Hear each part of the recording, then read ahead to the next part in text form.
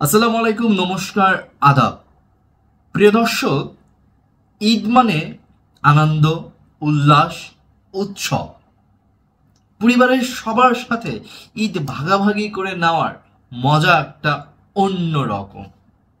কিন্তু কিছু কিছু মানুষের অতি বাড়াবাড়ির কারণে এবং অসতর্কতার কারণে তার জীবনে বা তার ফ্যামিলির জীবনে অন্ধকারে নেমে আসে, বিষাদে পরিণত হয় উৎসব, আনন্দ। দেখুন,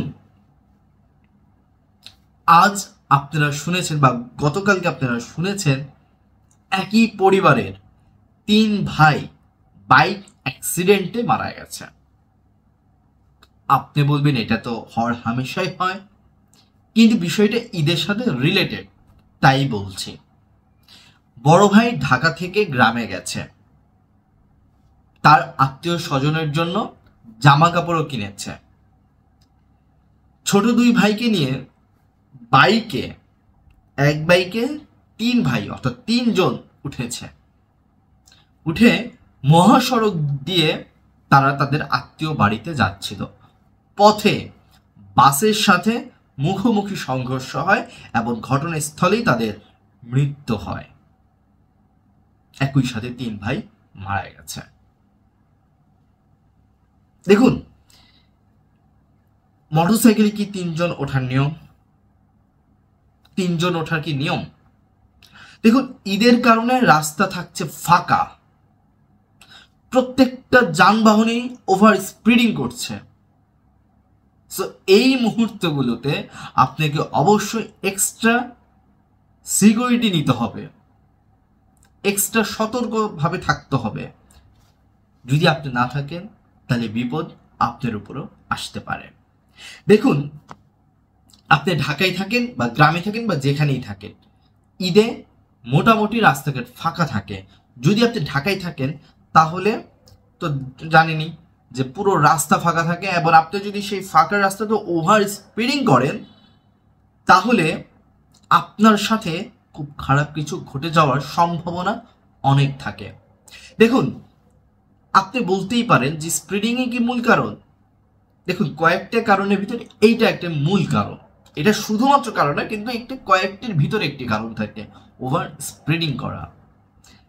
এবং আমি আমার বন্ধুদেরকেও দেখেছি, ওরা বলে, যেরকম আজকে মানে ঈদের আগের দিনের কথা বলছি, চাঁদ রাতের আজকে আমি ভিডিওটা শ্যুট করছি। তো আজকে আমি যখন বাইরে গিয়েছিলাম, আমি হেলমেট পরেই বাইরে গিয়েছিলাম বাইকে, কিন্তু আমার ফ্রেন্ড যে ছিল তারা হেলমেট পরেনি।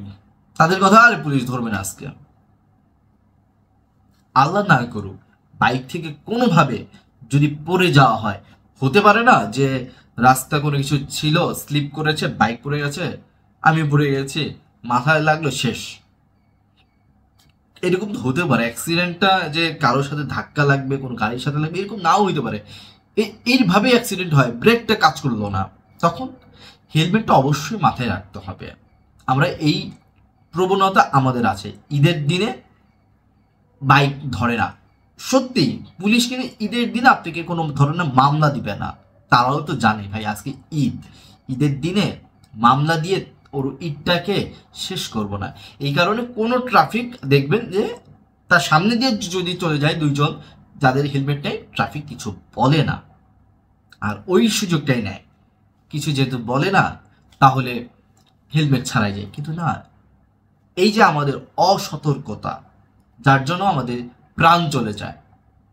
তাই বাইক চালাতে গেলে আপনাকে অবশ্যই মাথা থেকে এটা আউট করে দিতে হবে যে ফাঁকা রাস্তায় আমি আমার মতো উপভোগ করবো, এই জিনিসটা করা যাবে না। এটা থেকে ভাই বিরত থাকেন।